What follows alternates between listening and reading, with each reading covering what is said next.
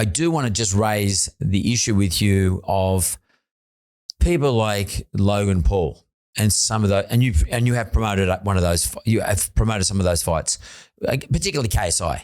I mean, that was one of the early ones. What does that bring for boxing, do you think?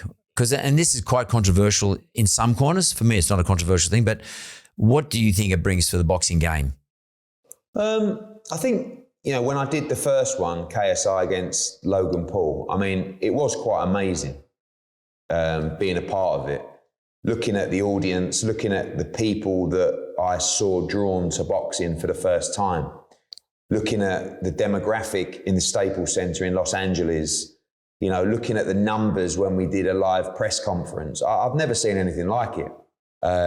You work so hard to drive the numbers and drive the attendance, and then all of a sudden you're doing a press conference and there's 4 million people watching globally.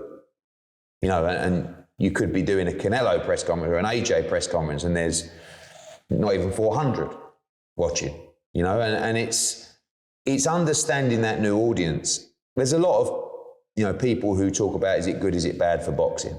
It's always good to bring new eyes to the sport.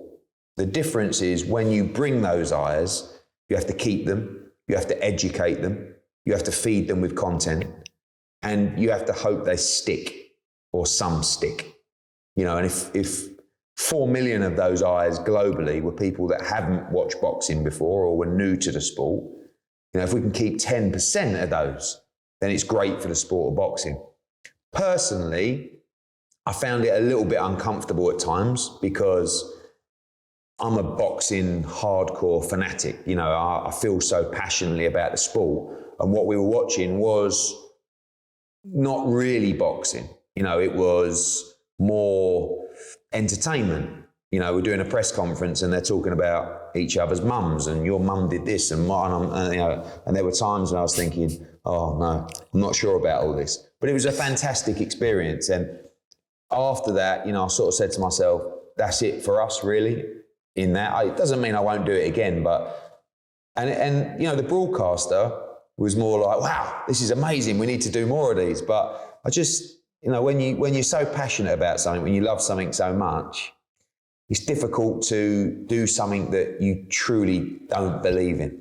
I understand it. It was great. I think it can work. I have no problem with Jake Paul.